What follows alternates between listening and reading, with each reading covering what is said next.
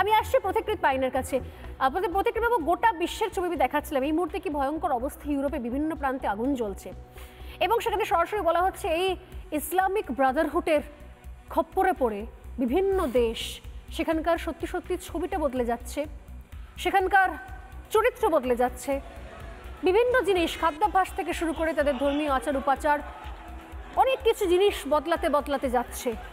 এই সময় দাঁড়িয়ে এগুলো থেকে শিক্ষা নিয়ে অবিলম্বে গোটা ভারতের সমস্ত রাজনৈতিক দলের একসঙ্গে একযোগে দাঁড়িয়ে এসআইআর এর হয়ে সওয়াল করা উচিত নয় কি? সোনালিদি, সবাই মিলে একসাথে বলবেন যে এসআইআর করা উচিত, কিন্তু না বললে যে করা হবে না তা তো না, করা তো উচিত। আমি দুটো জিনিস বলছি। আমি ব্যক্তিগতভাবে বেলজিয়ামে বেশ কয়েকবার গেছি। অ্যান্টওয়ার্প বলে একটা শহর আছে, সেই শহরে গেলে আপনার মনে হবে আপনি মিডল ইস্টে এসছেন, আপনার মনে হবে না আপনি ইউরোপে দাঁড়িয়ে আছেন। 2022-এ একটা cricket match football match world কাপে হয়েছিল বেলজিয়াম আর মরক্কোর মধ্যে। তো সেই ম্যাচটাতে বেলজিয়ামকে মরক্কো হারিয়ে দেওয়ার পরে ব্রাসেলসের ডাউনটাউনে 2 থেকে 3 দিন ধরে রায়েট চলেছিল।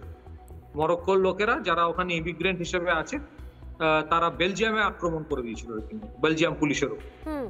দ্বিতীয় কথা হচ্ছে যে আপনি যদি দেখেন যে ইলিগাল ইমিগ্রেশন যেটা ইউরোপে সুপরিকল্পিতভাবে হয়, একটা মানুষ যে সবচেয়ে বেশি আটকে ছিল ইলিগাল ইমিগ্রেশন নর্থ আফ্রিকা থেকে, সে হচ্ছে মুয়াম্মার গাদ্দাফি। তাকে আমেরিকা মেরে দেয়। এবং আপনি দেখেন স্পেন, ফ্রান্স, লন্ডনে যে ওই চ্যানেল পেরিয়ে, সমুদ্র পেরিয়ে যারা ঢোকার পর তাদেরকে একটা আনপ্যাকড একটা মোবাইল ফোন দেওয়া হয়। সেই মোবাইল ফোনটা তারা নিয়ে তারপরে ওখানে লেখা থাকে ঠিক কোন জায়গায় যেতে হবে, কে সাপোর্ট সিস্টেম দেবে। বেশিরভাগ জায়গায় অবাক লাগে, ইনফ্যাক্ট মানে ইংল্যান্ড ইনক্লুডেড, তাদেরকে স্টেট সাপোর্ট দেওয়া হয়। আমি আর আপনি যদি লিগ্যালি আজকে ভিসা চাই না ইউরোপের, আমরা পাবো না। কিন্তু ইউরোপে ইলিগাল যারা মিডল ইস্ট থেকে যাচ্ছে, বিশেষ সম্প্রদায়ের লোক বা নর্থ আফ্রিকা থেকে, তাদেরকে হোটেলে রাখা হয় এবং পুরো স্টেট সাপোর্ট দেওয়া হয়। তাদের 3-4টে বিয়ে থাকলেও এক একটা জায়গায় এক একটা ফ্যামিলি রাখা হয়। তো এটা তো পুরো মদত পুচ্ছভাবে জর্জ সোরোস এই সংগঠন সবাই জড়িত আছে। এবং একটা জিনিস আমি প্রবাসী বাঙালি হিসেবে বলতে চাই, বাংলা বললেই সে ভারতবাসী হয় না, সে বাংলাদেশীও হতে পারে। তো বাংলা বললেই যে তাকে ভারতবর্ষে থাকতে হবে তা তো না। আর দ্বিতীয় কথা হচ্ছে, আমরা যারা পূর্ববঙ্গে ছিলাম বাংলা বলতে পারি বলে আমাদের তো রেহাই দেওয়া হয়নি, আমাদের তো চলে আসতে হয়েছিল। তার প্রচুর অত্যাচার আমাদের পূর্বপুরুষরা সহ্য করেছিল পূর্ববঙ্গে, যখন পূর্ব পাকিস্তান হলো। আর দ্বিতীয় কথা, আজকেও কেউ যদি দিল্লি যায় বা প্রত্যেকটা বড় বড় শহরে যায়, প্রত্যেকটা শহরে একটা করে বঙ্গীয় পরিষদ আছে, রম করে পুজো হচ্ছে। কেউ যদি সিআর পার্কে যায়, 4-5টা থেকে 6টা-7টা বড় বড় পুজো হচ্ছে। ওখানে গিয়ে যদি কেউ বলে না বাঙালিদের উপর নির্যাতন করা হচ্ছে, তারা হাসবে। আজকে বড় বড় আইটি সেন্টার গুলো পুরো ভারতবর্ষে বাঙালিতে ভর্তি, বাঙালি ছাড়া চলে না। মিডিয়াতে, অল ওভার ইন্ডিয়ায় মিডিয়াতে বাঙালি ভর্তি। মানে আমি পশ্চিমবঙ্গের বাইরে কথা বলছি, আপনি তাদেরকে গিয়ে জিজ্ঞেস করুন তো যে তাদের উপর অত্যাচার হচ্ছে কিনা।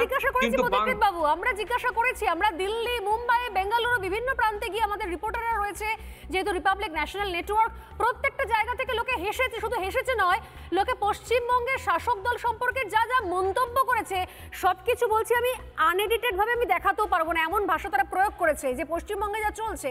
আমি একটা শুধুমাত্র এক্সাম্পল দেবো, এখানে রক্তিমবাবু রয়েছেন, হাসছেন পাশে। বাংলা বললেই যে ভারতীয় হয় না, তার একটা চরম এক্সাম্পল বহুবার দিয়েছি। রাজ্যে শাসক দলের শিক্ষা নেই, চোখের পাতা নেই, এতটাই নির্লজ্জ বেহায়া, তারপর তারা একই জিনিস কপচায়। দেখাবো আমি, বাংলাদেশে বাড়ি, তার কি নাম, তার নাম হচ্ছে দাউদ, এবং সে কিভাবে এখানে এসেছে, কি করেছে, নিজেই স্বীকার করতে বাধ্য হয়েছে। নাম হচ্ছে দাউদ ভাবুন, বাড়ি বাংলাদেশ। দেখুন কোন ভাষায় কথা বলছে। আরে ভারতীয় না বাংলাদেশি আপনারা নিজেরা বলে দিন। এটা চালাও ভাই। বাড়ি কোথায়? গোপালগঞ্জ, এই মাঝবাড়ি গ্রাম। মাঝবাড়ি কোথায় এটা? কোটালীপাড়া। কোন দেশ? বাংলাদেশ। বাংলাদেশ থেকে কবে এসছো? 7-8 মাস হয়েছে। এখানে? এখানে কোথায় আছো? ঠাকুরপুর। ঠাকুরপুকুরে কোথায়? ওই 5 মসজিদ মসজিদ পাড়ায় ওখানে আর কজন আছে? আর কেউ নাই, আমি একা আছি। আর এই যে ঝামেলা হয়েছিল হ্যাঁ। এই যে ভোটাভুটির জন্য হ্যাঁ। সব চলে গেছে। দালাল ধরে এসছো? হ্যাঁ দাদা, আসসালাম। এইখানে দালাল কোথায় থাকে?